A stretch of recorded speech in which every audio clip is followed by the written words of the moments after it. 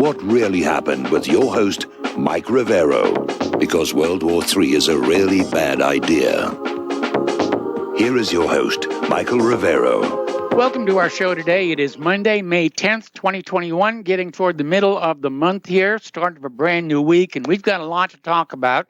And as usual, we're going to do news until we run out of news. Then we're going to open up the phone lines for your comments, questions, observations, and opinions. Mike is in our control room, twiddling the dials and keeping us out of trouble. Let's get right on into it. This was happening just before we went to air. There has been a huge upset in Jerusalem. Israeli forces raided the Temple Mount, firing on the Muslim worshippers there. And it was reported that there was a fire on the Temple Mount in Jerusalem. Now, it turned out to just be a tree next to the Dome of the Rock. Some people are saying this is from the rocket fire Hamas is firing on Jerusalem. Others are saying that somebody in Jerusalem is deliberately firing fireworks onto the Temple Mount, trying to set fires. And so it's a very, very unstable situation. And if Netanyahu needed his distraction from his political problems, he certainly has one now, doesn't he? Round and round she goes. Where it stops, nobody knows. Well, actually, we do now. The debris from China's rocket, the Long March 5B, came down yesterday morning in the Indian Ocean, west of the Maldives, and it's drawing criticism for NASA, which says that China's being very irresponsible with their space debris. This from the organization that dropped Skylab all over Western Australia. And China is saying there does seem to be a media double standard over rocket debris because when a SpaceX rocket fell on a farm, it really didn't get a lot of coverage in the American media. And the other big story from over the weekend was this ransomware attack on this huge fuel pipeline. The Colonial Pipeline was attacked by these cyber gangsters called DarkSide, and they have declared an emergency declaration in 18 states, which are now cut off from fuel. There's a concern that prices are going to go way up. The Department of Transportation has relaxed the rules to allow gasoline transport on the highway. They've waived the limits on the hours truck drivers can drive, and they're trying to keep the fuel flowing while Colonial tries to get the pipeline going again. But they're having trouble. It's it's very hard to get a pipeline going once it's been stopped because of the sheer mass and volume of the gas in that pipeline. So experts are calling this the most significant assault on infrastructure to date in the United States. And, maybe now our government will start paying serious attention to cybercrime. Because I have been saying for months, if not years, that unless the government's own computers are attacked, the government seems to have a very casual attitude about cybercrime and identity theft and even ransomware. And now that we've had this pipeline that carries 45% of East Coast fuel shut down, maybe the government is going to finally pay attention and say, this is a problem that has to be dealt with. Okay, the U.S. Department of Transportation has declared an emergency, waives trucker hours of service rules. Okay, the other big news over the weekend was Elon Musk hosting Saturday Night Live. And, of course, the fact that he was going to do that, a lot of the woke members of the cast ran away and got into their safe rooms and playing with their Play-Doh or whatever it was. But Fox News is saying that Elon Musk's hosting was a total win. His appearance broke Robinhood records because it stimulated crypto trading order updates. It even gave NBC a major ratings boost for Saturday Night Live to have him on there. So my guess is they'll have him back. Getting into our domestic politics here, House Republican leader Kevin McCarthy is ditching Liz Cheney and endorsing Elise Stefanik to replace her as the party's number 3 leader. And so that will be kind of interesting. Another story, this one is coming on out of Cuz Blue. Attorney General William Barr threatened to quit in 2020 after Trump attempted to fire FBI Director Chris Wray over his mishandling of the Hunter Biden email scandal. So Barr was out there trying to protect Wray and saying, if you let him go, I will be leaving as well. Let's get into the election fraud because it's all over the place. I'm watching One American News Network. It's my new favorite TV news station. They just covered a Zoom call between the judge and the lawyers handling this Antrim election fraud case, and really making a strong argument that there were insufficient safeguards on the election, and there was certainly no follow-up audit when suggestions of fraud surfaced. So the judge is going to rule on that somewhere down the road. Story coming on out of UNS.com.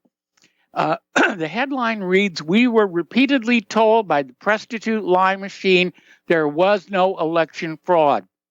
And it's important to keep that in mind because regardless of what happens down in Maricopa County or Antrim County or any of the dozen other places where there are election reexaminations going on right now, we can count on the corporate media to ridicule it, to make fun of it, to say it's all a nasty GOP plot to reverse the election and destroy America's confidence in the election system, because they're not going to stand there and say, all right, you got us. We were lying to you about the election fraud. So they're going to go on insisting that they were telling the truth, right up to the point where we tar and feather them, I guess. Again, getting back to Maricopa County, lawmakers are telling the Maricopa County officials that they're going to issue subpoenas for live testimony from the Board of Supervisors as to why they are not turning over the routers. And it says, we've been asked to relate that the Senate views the county's explanations on the router and passwords issues as inadequate and potentially incorrect. Now, the Arizona Senate subpoenaed a slew of election materials, such as the ballots. They also issued subpoenas for the election machines, passwords, and other technology. And so far, the routers and hubs have not been turned over. And the Maricopa County election officials are insisting they never had the admin passwords for the Dominion election machines. I'm not sure I believe that, but if it's true, it means the election was being handled by a private company, not by the designated election officials. So the Maricopa County Board of Supervisors held an emergency meeting following the Senate threats of legal action for not providing the passwords and the routers. A witness has come forward in the Maricopa County elections testifying that Dominion ran the entire election and that the county officials and observers never had access or passwords to the machines. So I had this joke back there in November. Dominion voting systems, we guarantee the results. And I guess it was true. All right. And there's a citizens group in Arizona is now suing the state government for 2018, 2019, and the 2020 elections that were not in compliance with Arizona law. And so it's starting to pile up there in Arizona. Article coming on out of townhall.com. Here's how you know Democrats rigged and stole the 2020 election. The fix is in. And they're saying, if you saw somebody working as hard to cover up a crime as we are seeing the Democrats trying to block an audit of the election, it's telegraphing the fact that, yes, they did steal it, and they're afraid we're going to find the proof of it and tar and feather them. Now, the latest bit of information to surface calling the legitimacy of the 2020 election into question is the census from this year. And census data released last week showed something rather weird, because this last census included a question on, did you vote in the last election? And it's showing that the number of votes tallied by those electronic voting machines are more than 4 million more the Americans who said they voted on the census report. 4 million plus. So that's another red indicator. Something is funny here.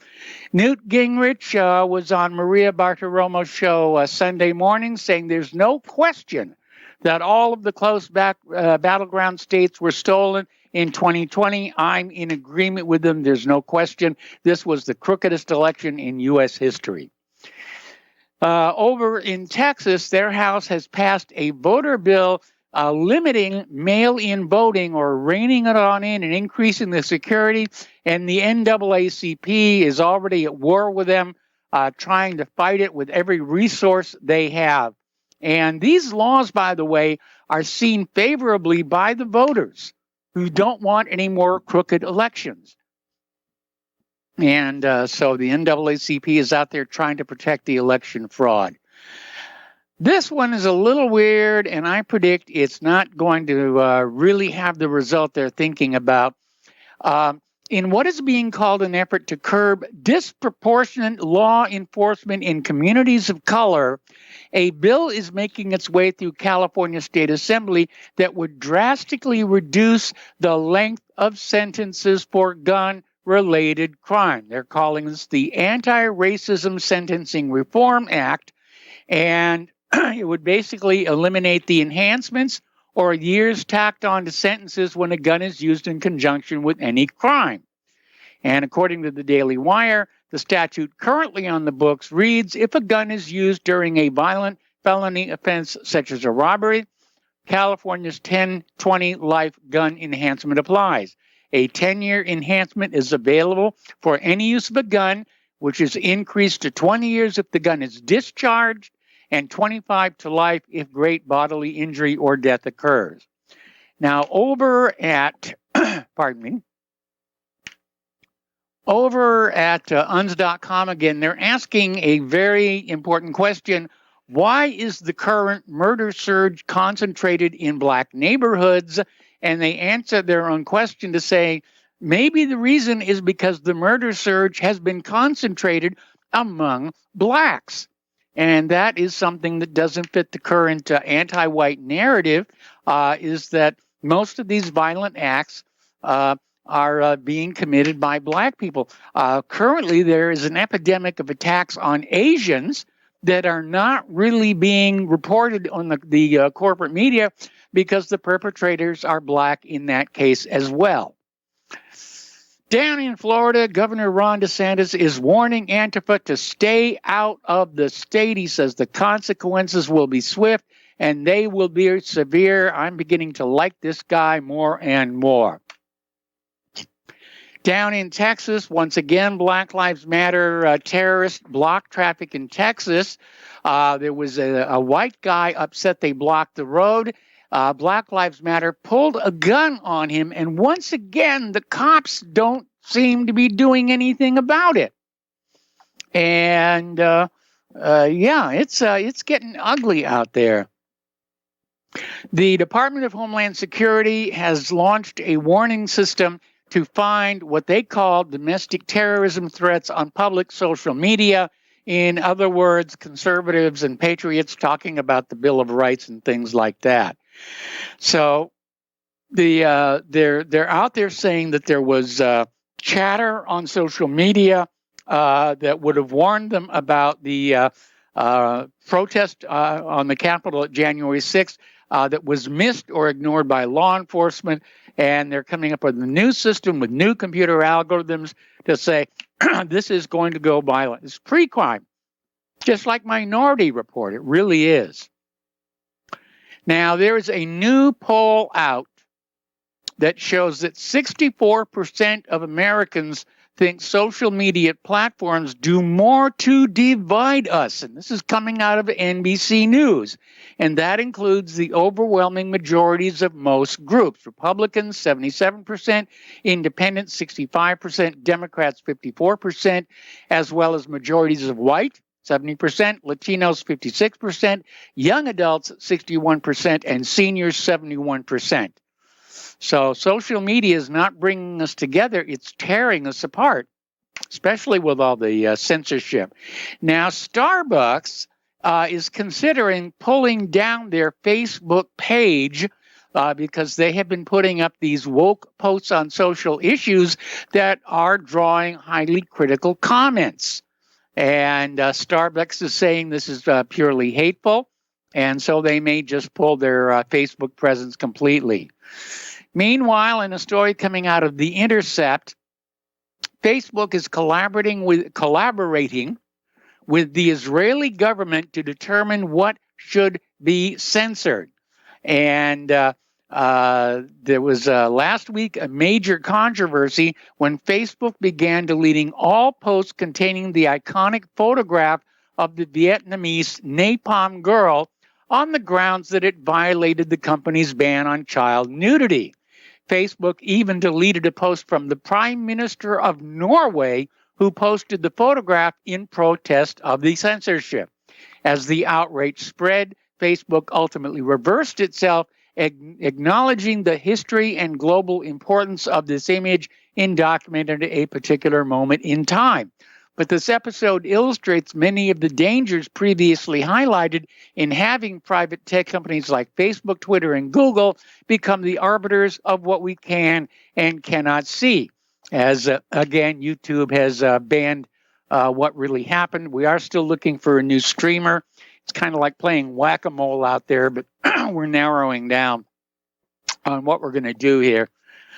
It turns out several members on Facebook's oversight board, which voted this week or last week actually, to permanently ban former President Donald Trump, have connections to George Soros and openly advocate for leftist agendas. So they are not unbiased or objective. Imagine my shock. All right, let's talk about COVID. It's still out there. It's still causing all kinds of problems. A story coming on out of Involve.com. In an interview with NBC's Chuck Todd, Anthony Fauci suggested that mask mandates could be extended indefinitely, not just to protect citizens from COVID-10, I don't know why he's calling it COVID-10, but in order to reduce seasonal flu infections. In other words, Anthony wants us always wearing a face mask like we're all Muslim women or something like that, I guess. Story coming on out of blog No More Fake News. There is a new report out May 4th by independent researcher Virginia Stoner, and it reveals the U.S. vaccine death figures. The report is titled The Deadly COVID-19 Vaccine Cover-Up. Stoner is using the U.S. government's own numbers and saying we're on our way to a catastrophe. There has been a massive increase in deaths reported to the vaccine adverse event reporting system. That's not a conspiracy theory. That is an absolute fact. And in the last 4 months alone, the vaccine adverse event reporting system has received almost half of all death reports it has ever received in its entire 30-plus year history. This is 1976 all over again. And I want to send a message out there to those people who are working for social media to silence those raising questions about the vaccine. People are dying from these vaccines, okay? And I'm sure that, your bosses at YouTube and Google and Twitter and Facebook, own plenty of stock in the pharmaceutical companies, and they're raking in the dough and they're laughing all the way to the bank. But for ordinary workers, these deaths are on your souls for silencing the warning. We got to take a break for commercials. We'll be right back. Welcome back to our show. We're talking about COVID-19. And almost half of the COVID cases currently in London are now the Indian variant or mutation. Scientists are warning the mutant strain is growing very, very quickly. Excuse me. The CDC is now limiting their reviews of people who have been vaccinated but still come down with COVID-19. This is, needless to say, causing concern that the ineffectiveness of the vaccines is being concealed. At the end of April, more than 9,000 Americans were reported to be infected after being vaccinated, according to the CDC. And researchers still want to find out what specific mechanisms may be spurring the infections. Another story, this one out of Investment Watchblog, scientists continue to warn that the mRNA vaccines developed by Pfizer and Moderna are causing blood clots. And that leads to this story coming out of Citizen Free Press. Over in Utah, a healthy 17-year-old high school athlete developed 3 blood clots in the brain immediately following the COVID vaccine.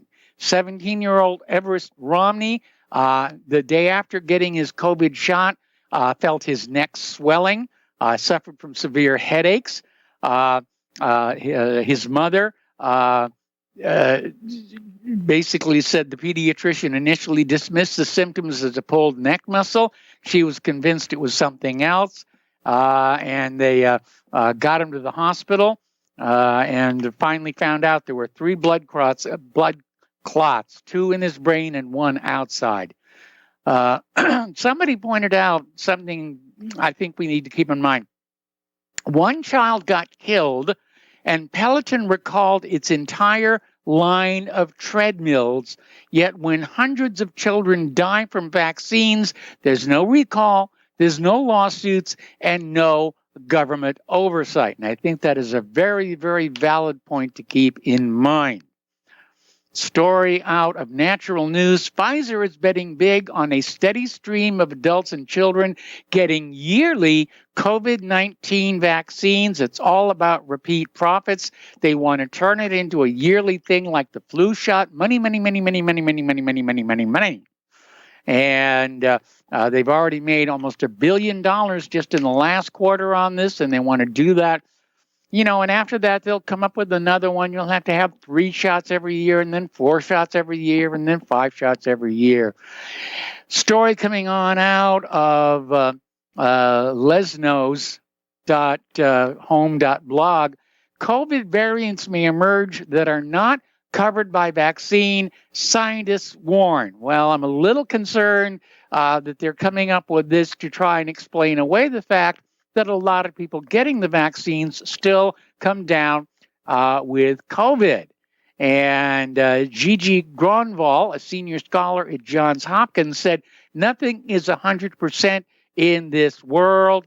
And they're trying to say there may be new variants out there. They don't really know one way or the other. Interesting story, this from Cuz Blue. The United Kingdom is now pressuring pregnant women to take the COVID vaccines despite the risk of miscarriage and infertility. So, wow, if you want to talk about indications, this is all about depopulation. That's it. Story coming on out of Domagood.com. In Washington, D.C., if you get your vaccination, they're going to give you a beer. So it's a pop and a shot, or a shot and a pop. I'm not sure which way that goes, but that's the latest bribe to get that needle in your arm. Story out of Madness Hub. Biden's pandemic coordinator is saying the CDC will allow vaccinated people more privileges to take off the mask. Ooh, isn't that nice of them? Okay. Klaus Schwab is calling for a global health pass or record based on an implantable microchip. It says it'll be ready within 10 years. They're going to have this implantable microchip, you know, like they have already for dogs and cattle and other livestock. Over in Germany, there has been a rise of people comparing the imposition of vaccine passes to the 1930s segregation of Jews. In fact, they've even taken to wearing yellow stars with the word unvaccinated on them.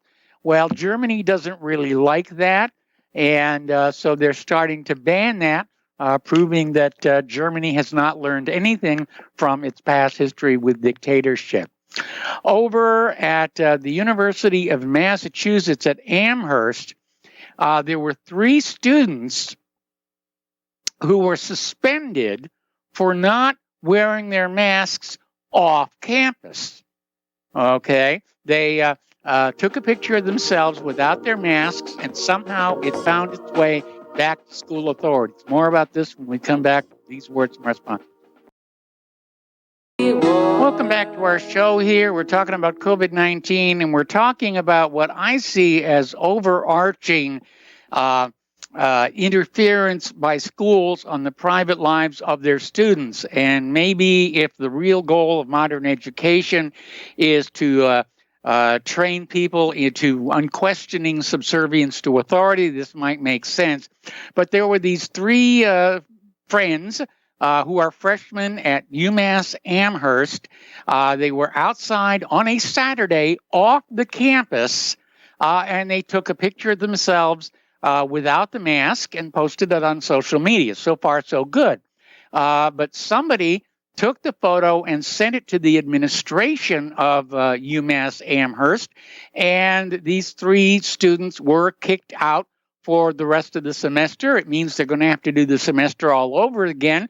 And according to one report, UMass is not going to return their tuition. Now, one of the girls was valedictorian and class president of her high school. You know, we're not talking about difficult, troublemaking students. We're talking about, achievers.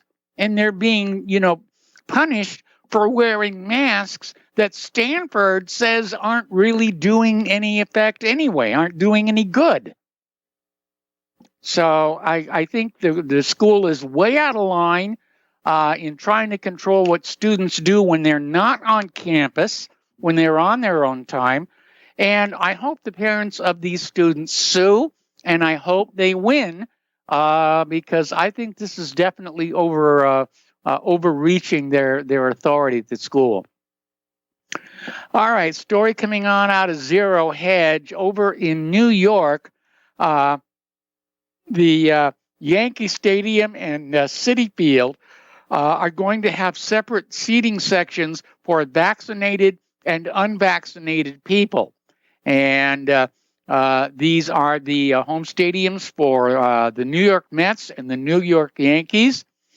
And basically they're saying as they sell tickets, they will go into one of these 2 areas, either unvaccinated or vaccinated, because we'll have some inventory in both types of locations. The details are still being developed. By the way, they arrested somebody out in California for making fake vaccine cards. So you really can't tell much about that.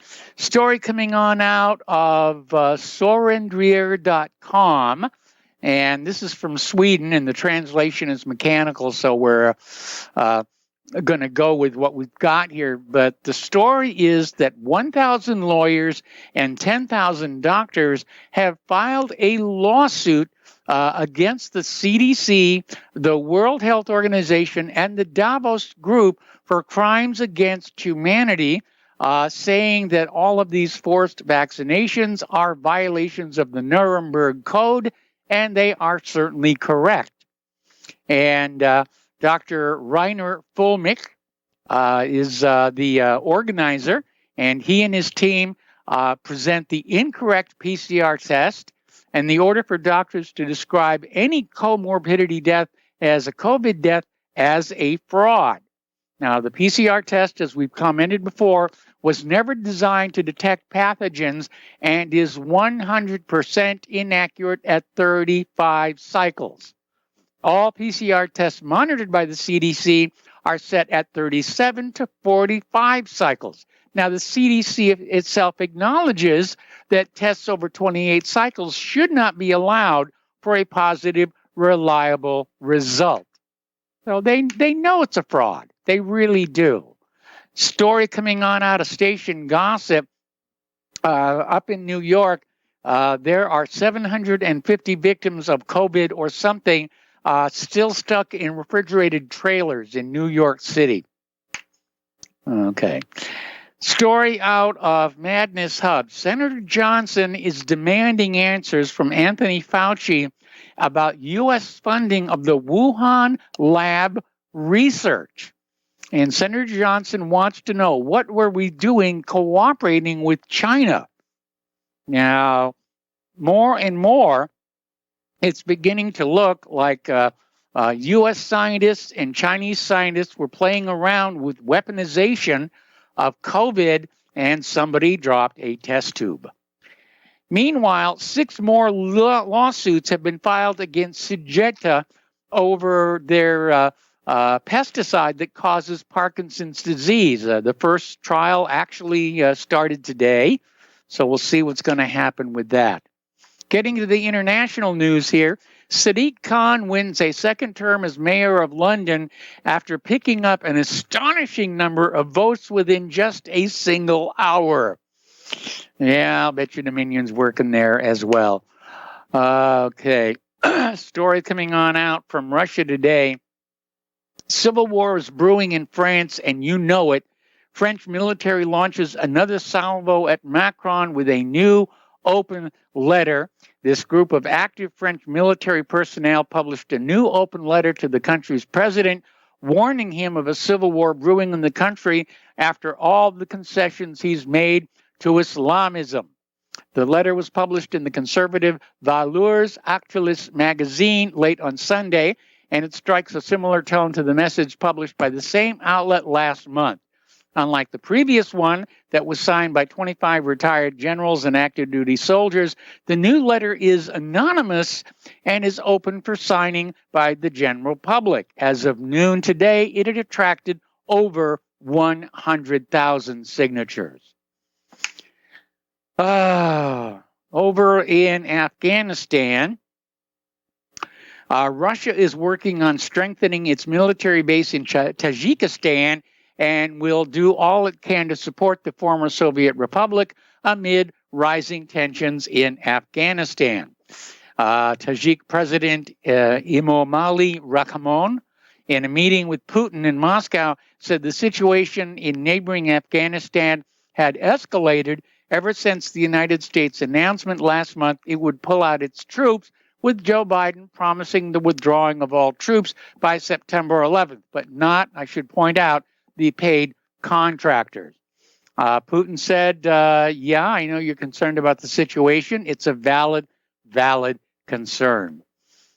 Getting on back to something we've talked about ever since we went into Afghanistan all those years ago, and this is coming out of global research up in Canada, and they're talking about Afghanistan's multi-billion-dollar heroin trade.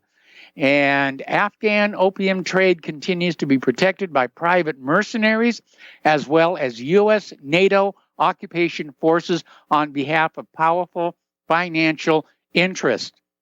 And this opium is not only fueling the illicit heroin trade on the streets, it's behind the push to get opioid medication to get people hooked on it. So they're getting constant prescriptions for these opioids. And it's been a big problem. So that's where it is. My goodness here. U.S. troops, in addition to stealing oil, are now accused of pillaging Syrian grain silos. And both Syrian and Russian state sources are reporting late this week that Russia's defense ministry is expressing anger over what it described as noticeably increased American military activity in Syria's northeast region, particularly an uptick in military equipment and troop deployments in the Al Jazeera area.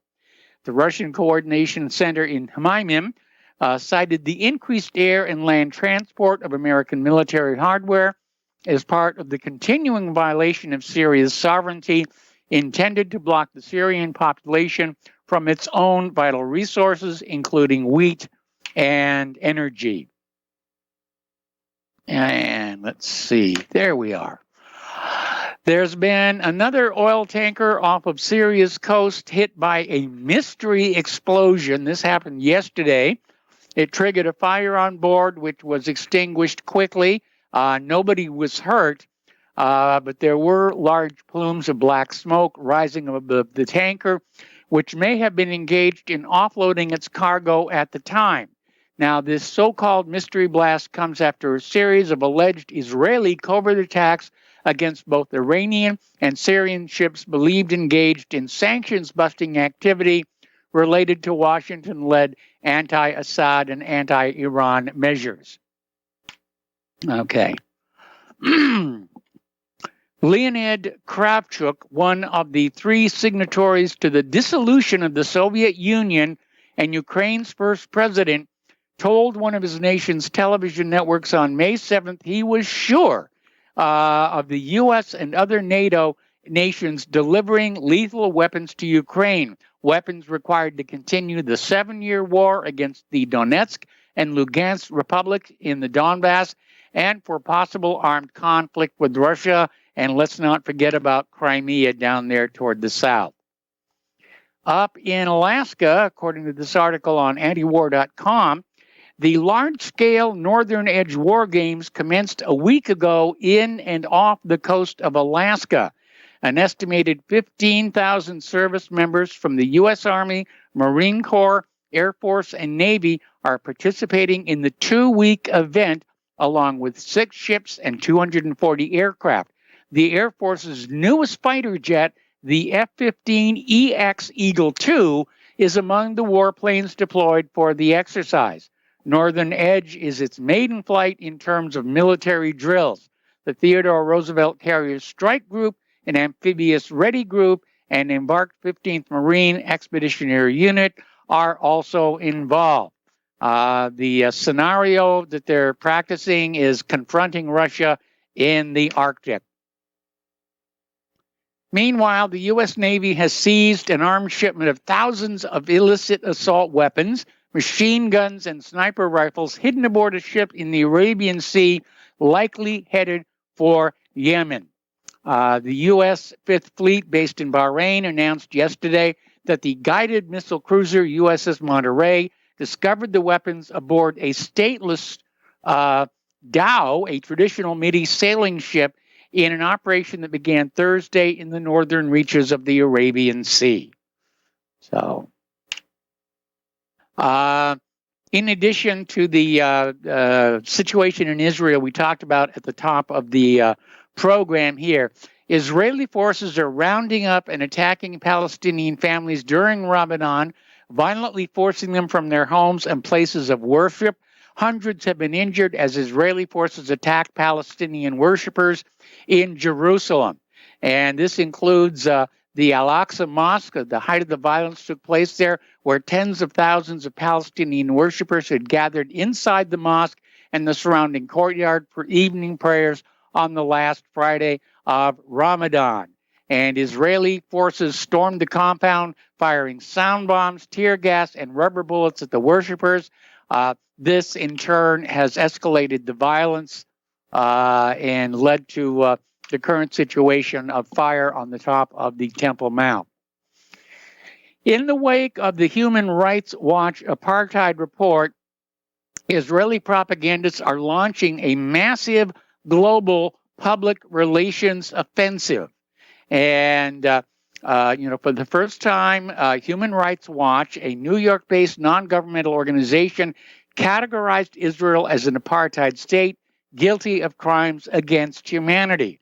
The study ran 213 pages. It goes into detail about a range of racist laws and policies carried out by successive administrations, concluding there's an overarching Israeli government policy to maintain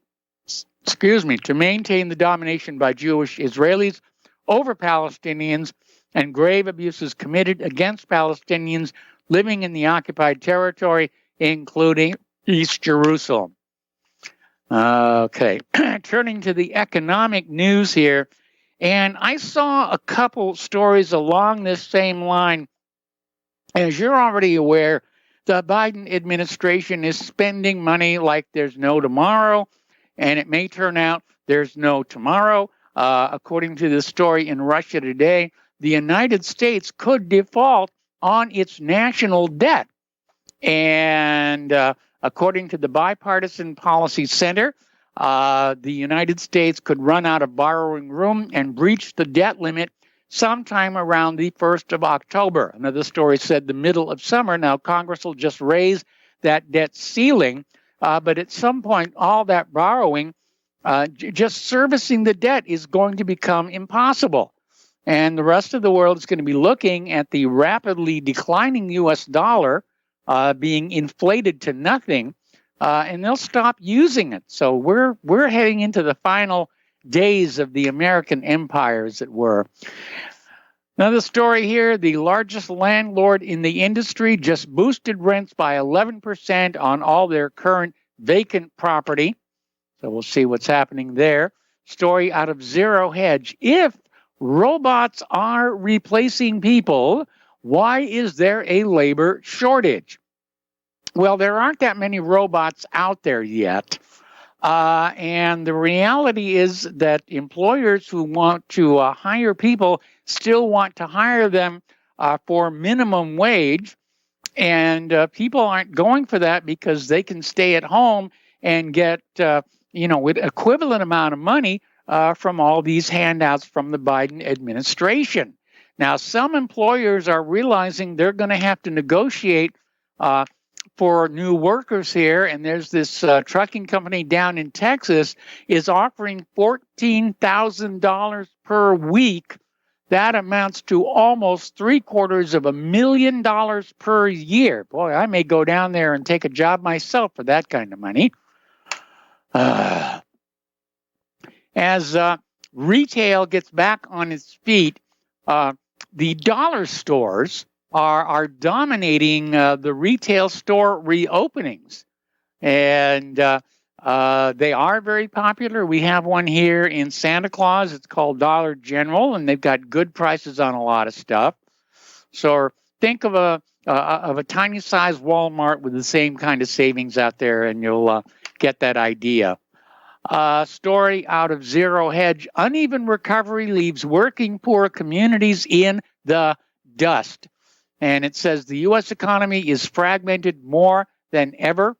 Millions of Americans continue to suffer job loss and housing and food inequities. At the same time, we have all these billionaires in the U.S. who are just making out like bandits. We got to take a break for commercials here, and we'll be right back. Welcome back to our show here, and we're talking about the economy. Now, over on the island of Kauai, in Hawaii, things are really booming in the real estate business. Zuckerberg bought up two huge swaths of land from a couple of the local preservation societies that couldn't maintain them anymore. And real estate on Kauai it's going like hotcakes. People are wanting to get away from the mainland during the pandemic. People are buying multi-million-dollar homes sight unseen. And according to the Wall Street Journal, luxury properties on Kauai start at $3 million, while just 3% of the island's 550 square miles are open to development, meaning that housing stock in all categories is scarce. And according to the report, Californians looking for primary and secondary homes are squeezing prices even higher. Okay, crypto Bitcoin goes viral in Venezuela as inflation climbs over 3,000%.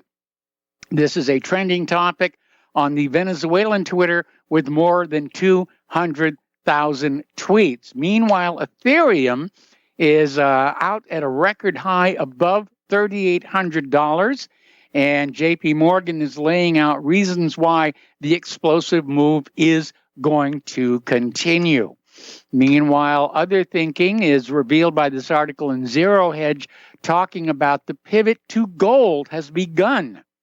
And the author here is saying that they've incurred the wrath of the gold-only bugs for constantly haranguing them about Bitcoin and cryptocurrencies because these are fanatics that state only gold can beat the central banks.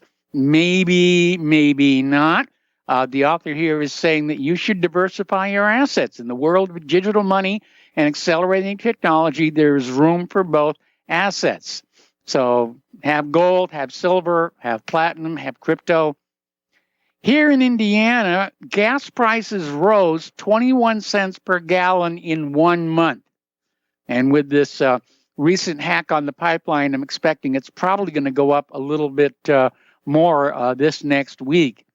So Indiana gas prices have risen 10.1 cents per gallon just in the last week, averaging $2.97 a gallon today, according to Gas Buddy.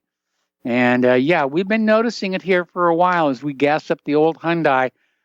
It's taking more and more to fill that thing.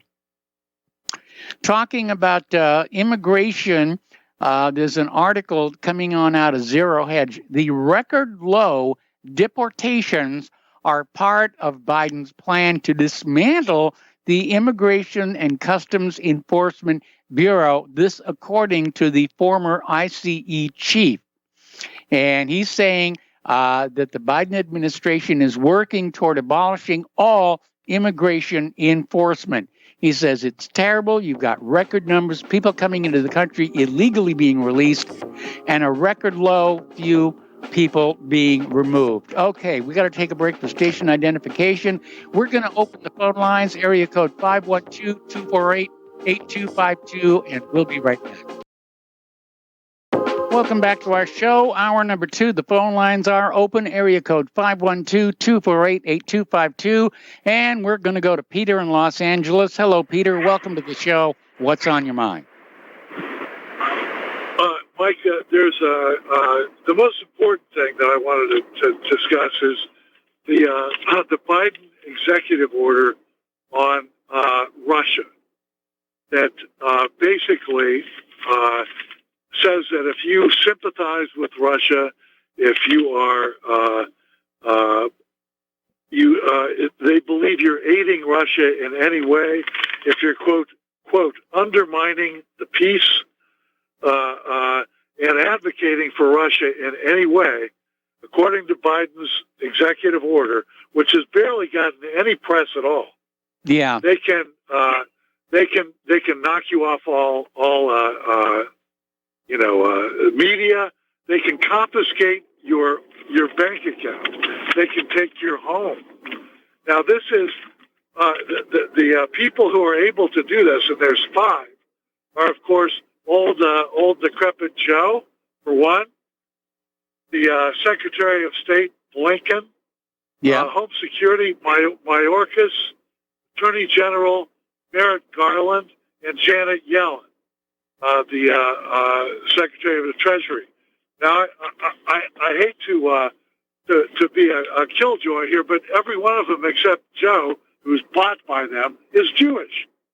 So there's a panel of 4 neocon Israeli firsters who can take away your property and your bank account and everything you have and throw you in jail, and there's no legal recourse. That's the first thing that I wanted to talk about. I mean, that's pretty awful. The second thing is, I watched a thing on C-SPAN last night. Yeah. It was by a New York Times reporter who did an expose on the Sackler family. Yeah. And I highly recommend it. You can get it on cspan.org. It was afterwards, so that's book TV, cspan.org, afterwards. It was on yesterday. You can still pull it up there. This guy wrote a book on it. And they are saying that there were 500,000 so far deaths from Purdue and OxyContin and the people that originated this horrible opioid crisis that killed 500,000 people so far. It is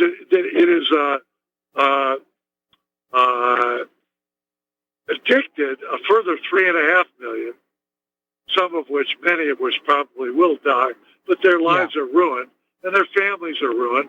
And the Sackler family, who chose a suitably non-Jewish name for their company, Purdue, but they took almost all the cash out of Purdue, and so that Purdue itself, the company, was near bankruptcy. So they're protected, and they pulled out like $11 billion. Yes. So that the Sacklers are, but Purdue will go down, and of course they're protected under Chapter 11 in bankruptcy. So all these people, 500,000, we lost 400,000 in World War II. We lost 58,000 in Vietnam. We lost 33,000 in Korea. That's more than all that put together, and it's not even over with. And you can directly trace it back to the Sacklers, who took all this money and they paid tens of thousands of doctors, people we look at, like almost like clergymen for the body, right? We have trust in.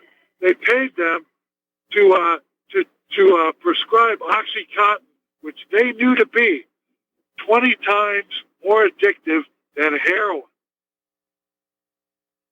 And they're escaping with their fortune. They made a fortune. Their name is so good because barely anybody knows who they are. But it totally ruined us. Totally ruined.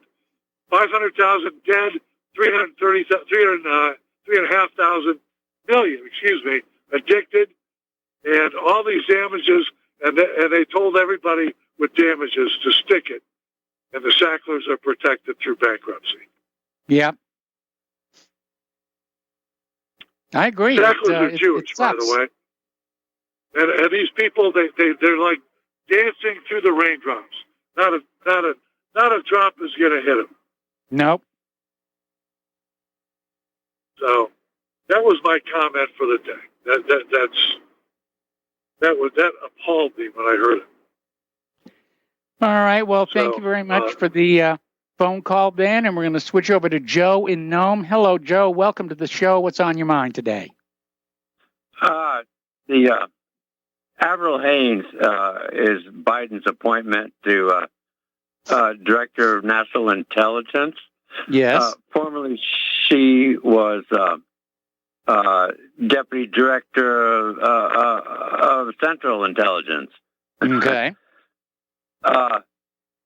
And yeah, she was the one that was overseeing Abu Ghraib and Guantanamo Bay and all of that intelligence.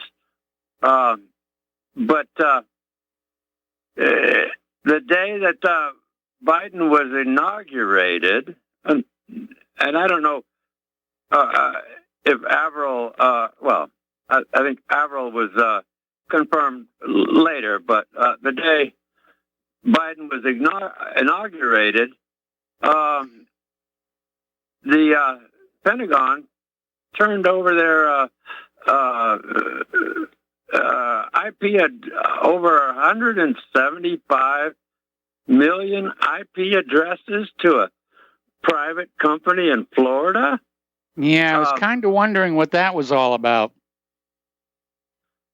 Well, I think it might be related to this pipeline hack.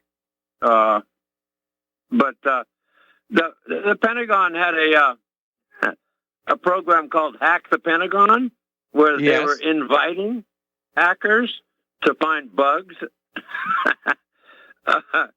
and paying rewards, which many companies do. Yes. In the private sector. But apparently, whoever managed to hack the pipeline companies there, might be related to this new company. It's called, what the heck?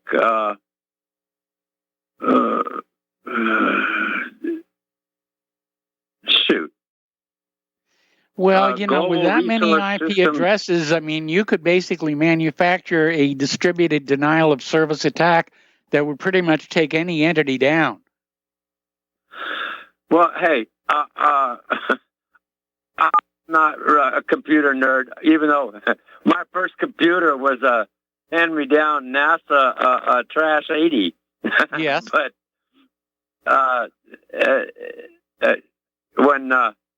when I built my own computer, my cynical father looked at me and sneered and said, "What do you need a computer for?" Anyway, this is the kind of person that I was drug up by. Mm-hmm. But at any rate, I just thought I'd point that out. I don't know if you were going to report on it, or maybe you had already. We reported on the IP address transfer, I think, about 2 weeks ago, and nobody really knows what they're going to do with all those IP addresses. But with the IPv6 out there, it's not like they've made a huge dent in the number of available addresses. Well, over at Giza Death Star, Joseph Farrell's webpage, he was saying that they've quadrupled that number now. Okay, well, they're up to something, that's for sure. Yeah. Okay, well, have a nice day. Thanks for taking my call. All right, you got it. We're going to switch over to Kelly in Austin. Hello, Kelly. Welcome to the show. What's on your mind? That was a good call from Peter, as usual. Yes. I want to say that with regard to the U.S. government and the Russian government, I have far more confidence in the government of Russia than I do in this rogue government. Yes, I hear you. I think Vladimir Putin is a far greater statesman than that idiot we have in the White House right now.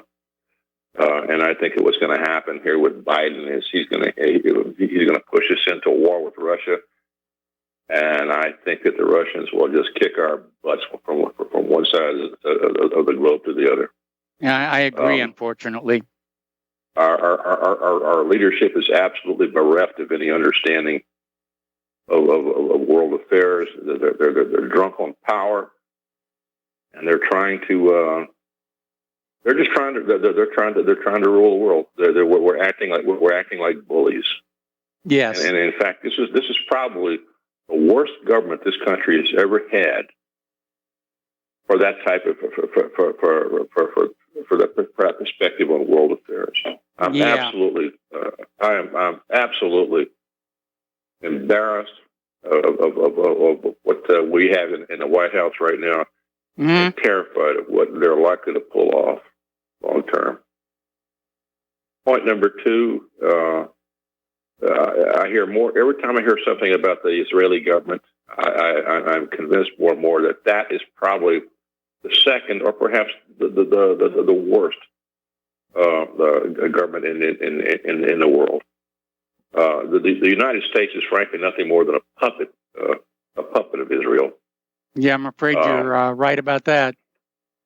Yeah, and I'm just dismayed at the fact that the United States can't seem to break itself loose from this addiction to Israel.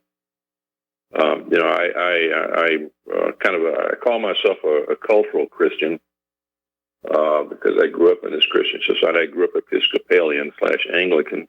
Mm-hmm. I still have some affection for that. But I look back at what most American religions advocate here, and I'm absolutely nonplussed at the fact that most Christians, so-called Protestant Christians in particular, can't pull themselves away from this addiction to Israel. Jesus was a Jew, right? Jesus was a Jew, but they never look carefully at the shenanigans that the Israeli government has pulled ever since its founding. Yes, it was 1947 or 1948. Well, Israel has very successfully exploited the Christians' belief in the biblical Israel and intentionally blurred the line between that to a lot of contemporary Christians. Present-day Israel is the biblical Israelites, even though we know most of them are actually transplanted Central Asians. Yes, that's right. And as Peter pointed out, you look at these people who are driving the agenda in the United States, and if you take Biden out of the picture, they're all Jews. Think about that. Janet Yellen all the way up to the top of the beyond Biden and his little I don't know what you want to call her, camel toe. Yeah. She's but they're all Jews. And you think about it, Israel and a faction of Jews in America have far greater influence in this country than they should have, given their numbers within the country. Yeah. So when people chide you about complaining about the Jewish conspiracy, look at the facts. They're dominantly Jews. The people who run the major networks in this country are what? Mm-hmm. They're Jewish. The people who own most of the newspapers in this country are what? They're Jewish. The people who have infiltrated the Biden administration and are pushing foreign policy are primarily what? They're Jewish. Now, I'm not advocating anti-Semitism, but for crying out loud, eventually we're going to get to a point at which the Americans are going to have to realize that neither Israel nor a large faction of Jews in this country, and I will pull the Orthodox Jews out of that. They tend to be very conservative. But if you take the Reform and the conservative and the liberal Jews, they are dominantly very left-wing, and they've had a long association with communism. If you go back into American history and you look at things such as the Rosenberg spy scandal, yes, nearly every one of the people involved in that belonged were what culture? They were Jewish. Period. So we have a serious problem in this country. Well, what we're going through right now is not unlike what Germany was going through in the 1920s, which led to a tremendous upheaval in Germany, followed by a world war. Absolutely, and I can see exactly why Hitler and the National Socialist Party, NSDAP, did what they did back in 1933. Yeah, and afterwards, they had to get things under control. If they hadn't, Berlin, which was really the Sodom and Gomorrah of Europe at that time, would have been even worse than it was. Okay. And German culture, and actually, I think Hitler pulled German culture out of the sewer that it had fallen into. Well, he certainly got their economy going again by throwing out the private central bank and going back to a value-based currency. Yes, he did. He did, and we need to do that today. Yes, we do. The last thing I want to comment on here today is Biden's disastrous immigration policy. Yes. If he thinks,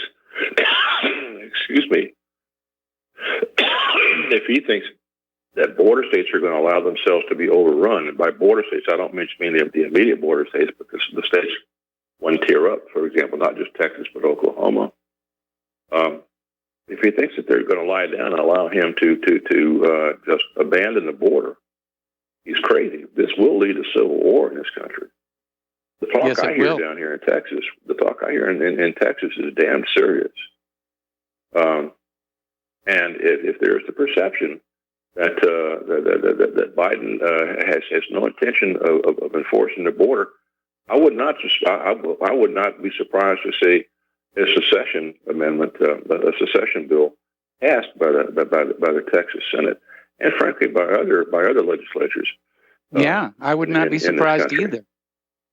Yeah, the talk is that serious now. The Texas has just passed.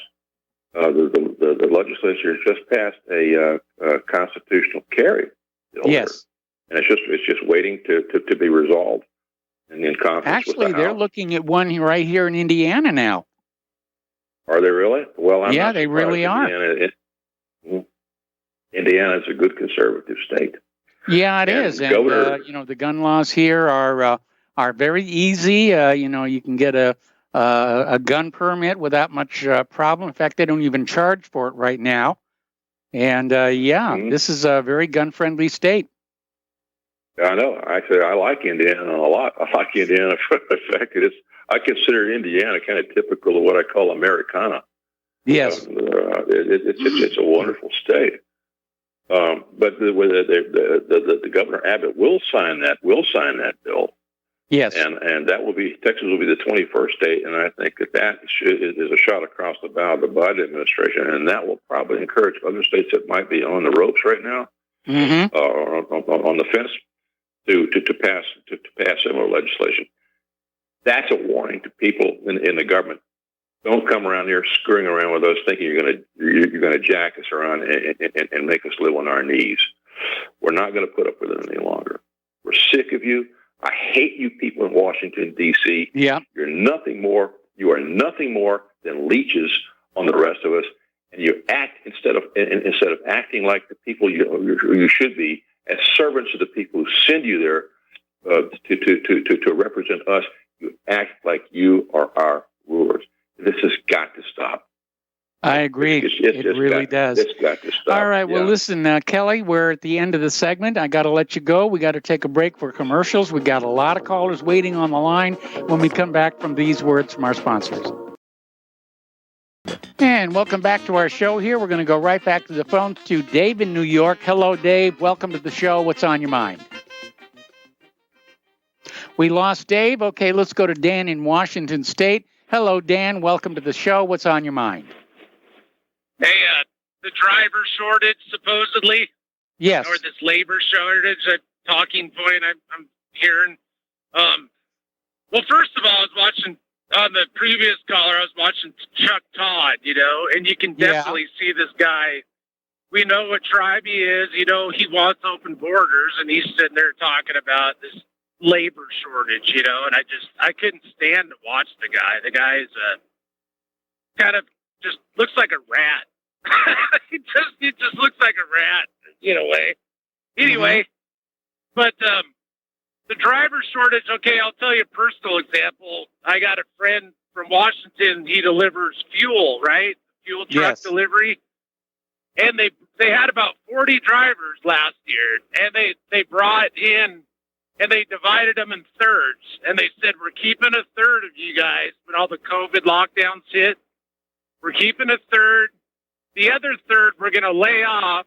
You get unemployment. And then the other third, they fired. And it's like, well, why'd you fire me? And they just brought up things from their past. When they didn't need them, they could fire them. And then that way they don't get the unemployment as easy, right?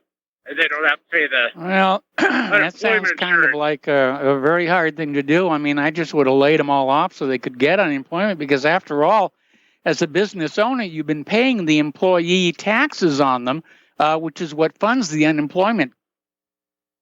Yeah, and reputable employers do that. But I'm telling you, these industries, especially trucking, they don't. They look for ways to starve you out or fire you. And then my next example is what they did in that company is they installed these driver-facing cameras. And I've had a bad experience with that where I was basically harassed, where what they do is try to catch you doing little things wrong with the driver-facing cameras, say eating while you're driving, or I was accused of not having my seatbelt, but I was just leaving a customer, like just pulling away from the dock and didn't put it on yet. So just little stuff like that. So they build a file against you.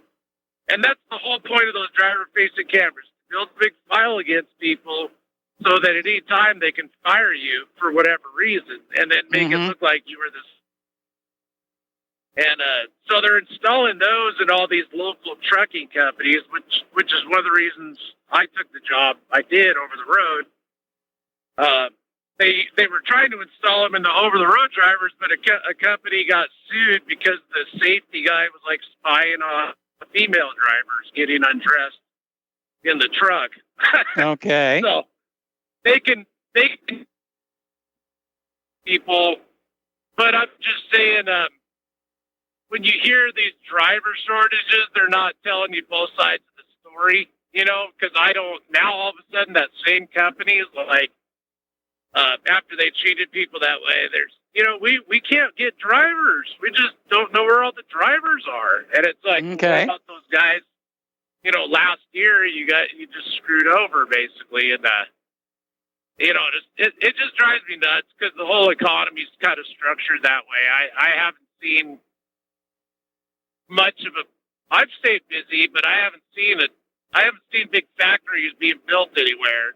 Or like you said, these employers, these states like South Carolina, where they have a small minimum wage, they expect, someone who was making good money to rush out and work for slave labor.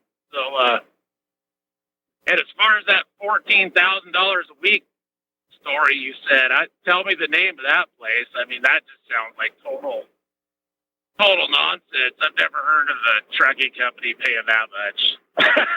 It does seem excessive, and I don't have the name of the trucking company, or I'd be heading down there myself, but you might want to think about doing a web search on that. Yeah, I think that's just, truckers are in demand now, but, hey, a few months ago they were getting laid off, and, yeah, well, now there's a supply chain crisis, and it's affecting everything. We've got shortages of toilet paper again, food items. Claire and I were at the market the other day, and just concerned about all the holes in the shelves, because they can't get anything in. Yeah, and it seems to be global. It's weird, like the microchips in the cars. Yeah, stuff like that. As far as there may be a trucker's shortage, but I just get tired of hearing these companies whine about it, after they, the economy, a lot of states are still in lockdown. So, there may be, it's like when construction's booming, they'll say, we need more immigrants. We can't find construction workers. Well, 6 months later, they're laying everyone off or firing them. And it's very cyclical, I guess, So. All right. Well, Dan, I'm going to have to let you go here. We're coming up on another commercial break. We got other callers waiting on the line, and we will be right back after these words from our sponsors. And welcome back to our show here. We're going to go back to the phones to Dave in New York. Hello, Dave. Welcome to the show. What's on your mind? Hello. Yes, Mike. Did you ever talk to somebody who reads the New York Times as basically maybe one of their sole sources of information since they're so busy on their job? Yeah. And it's like walking into a brick wall. You don't know what hit you, and you don't know what hit them, because they were genius level people in high school. And anyway, but it's very interesting to talk to these people with technical aptitude, especially in math, and tell them about the CD, because we learn what other people don't get. And then we learn, how do you talk to these people? And how do we convince ourselves and convince everyone that maybe there is a problem with the vaccines? So Health Impact News indicates that 4178 Americans are dead following experimental COVID injections. Yes. And telling someone like this information goes to exactly what, I thought as well.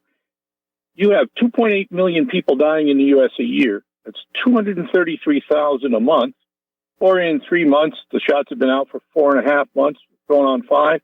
That's 700,000 deaths.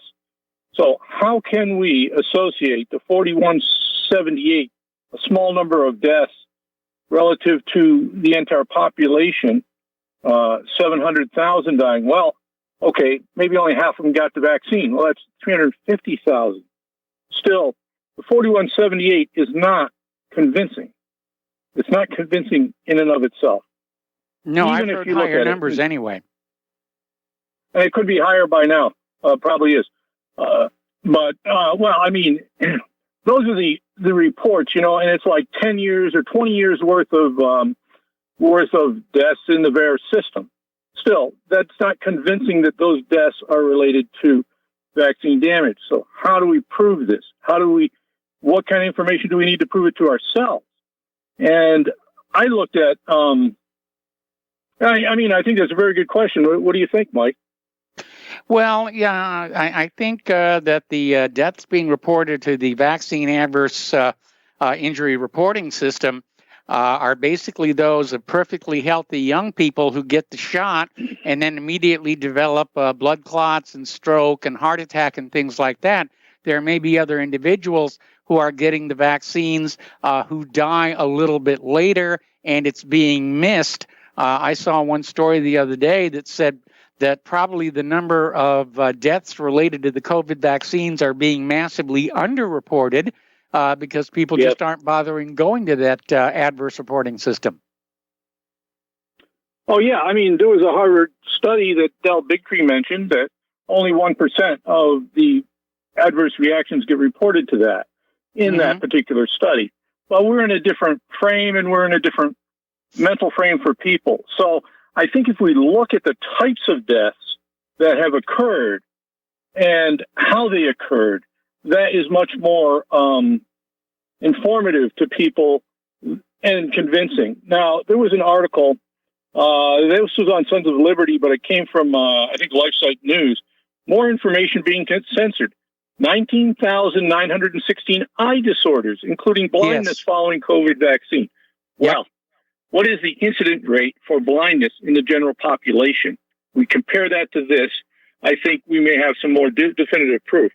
I don't know what it is, but I think information like that is, how can we prove this to people that are doubters, that are vaccine believers, that Well, the worst argument I hear back from the other side is they're saying, well, like you were saying before, well, it's only 1,400 people out of, 1.5 million. And it's, well, that may be true for most people, but what about the families of those 1,400? From my point of view, for all the money that's being spent and all of the assurances of safety, one vaccine-related death is too many. Well, I mean, the CDC and these guys are saying, there's no proof that these are related to the vaccine. Oh, yeah, it's all coincidence. And so we need to provide proof. I mean, when you have blood clots, when this Dr. Yolanda, look at Yolandi up on BitChute. She's a nurse, actually, but she's very sharp. And she has explained a bunch of specific deaths that occurred due to blood clots and the sequence of events that occurred after the vaccination. Then you can draw a relationship between the vaccine, the cause of the blood clot, headaches, blindness, etc., the symptoms. Well, we know it's all tied in with that spike protein. Yes, exactly what they said.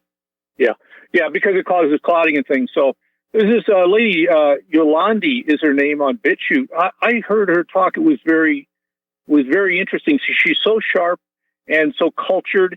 And her delivery was excellent. If you find that, take a look. Appreciated it myself. Certainly will. All right. Well, listen, thank you for the phone call. We're going to switch over to Layla in Canada. Hello, Layla. Welcome back to the show. What's on your mind? Initially, very briefly, I just want to talk about the vaccine risks.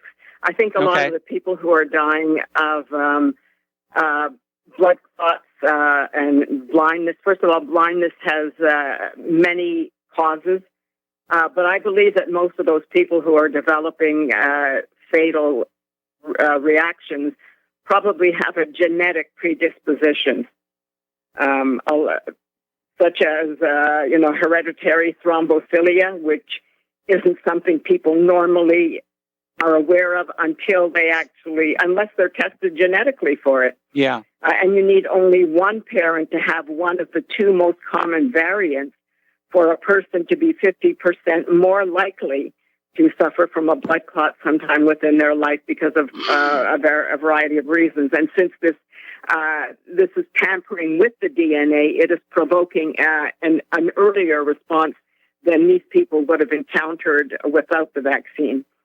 Now, on to the subject I initially called about, and that is Jewish influence and the belief that they are mostly on the left. That probably was true because a lot of them were brought in to strengthen the Democratic Party, which the powers that be in Eastern Europe wanted to control America. I don't know if you're aware, Mike, but the modern Hebrew name for the U.S. is FLOTE, which means the lands of the covenant. Mm-hmm. Now, obviously, that doesn't exist in ancient Hebrew because there was no United States. Now, the first use of the lands of the covenant to describe the U.S. as Arzot Habrit was used in 1851. So those Jews who say that they only called it that in order to distinguish it from the United Nations is not true, because the UN did not come into existence until 1945. Mm-hmm. So where does the belief that the U.S. is the promised land for the Jews? I have read, and I have no way of confirming it, that Christopher Columbus was largely financed by the Jews that were chased out by the monarchs Ferdinand and Isabella from Spain. Okay. And that is probably very true because there are so many people whose ancestry is Sephardic and identify as Jewish. The kind of experience we need an explanation for why the sails of Columbus' ships were decorated with the cross of the Knights Templar. It was certainly on the surface. That's why I say it's not well known. And I have read some documents that it was a long time ago that I read this, but it is not generally. It was kept quiet. I mean, they're not going to say, "Hey, we're financing these, the population or the takeover of the United States because we now consider it our promised land." But meanwhile, we have the Rothschilds through Jacob Schiff bringing over a lot of Russian Jews. And as I said, when I found the manifesto for the ship that we arrived on, my parents and I, when we arrived on Ellis Island in 1947, I was astounded to discover that there were many names on the manifesto where they were obviously of Eastern European Jewish origin, but their citizenship was handwritten in as being American citizens. And they would not have arrived at Ellis Island because that was intended for clearing the refugees to make sure that they were not, or any immigrants, that they were not diseased with something that was, they used to have a way of marking them for further examination, and many were sent back to their original departure point. So that's one of the things. But the other thing, too, is George Soros.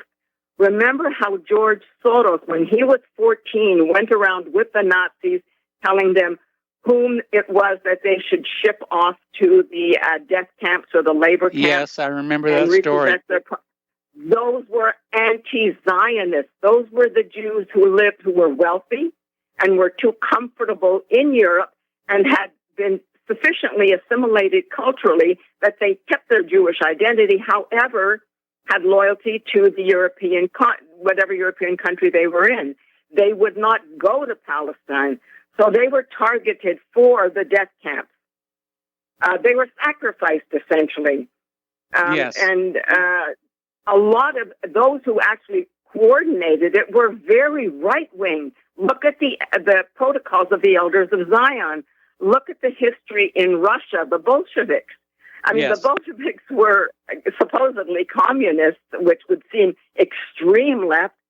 But then once Israel was created, there was Beitad, there were the brown shirts.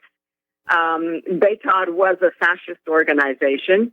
Mm-hmm. They have the controllers of, and poor Jews, quite frankly, I consider them the first victims of Zionism, not just those who died in the death camps, but those who were indoctrinated to become extreme liberals so they would vote Democratic and create things like the ACLU and the NAACP and start creating divisions within the U.S.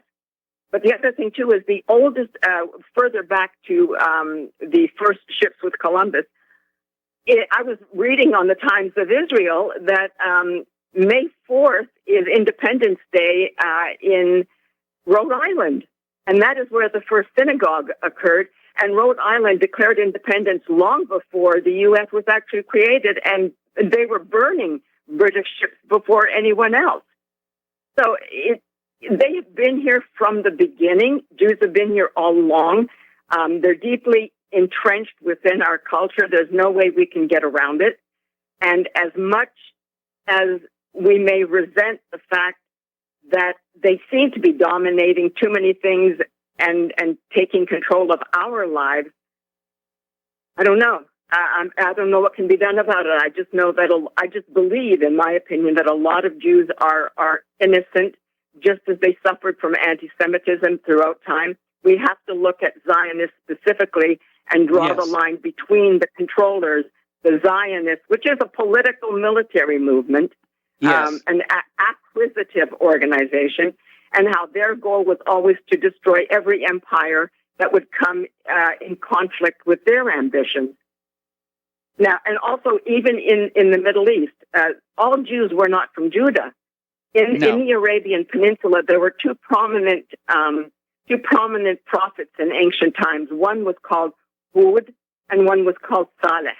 And the Muslims used to acknowledge that those who followed the prophet Hud practiced many of the things that is contained in Judaism, whereas those who followed Saleh eventually became Muslim. Okay.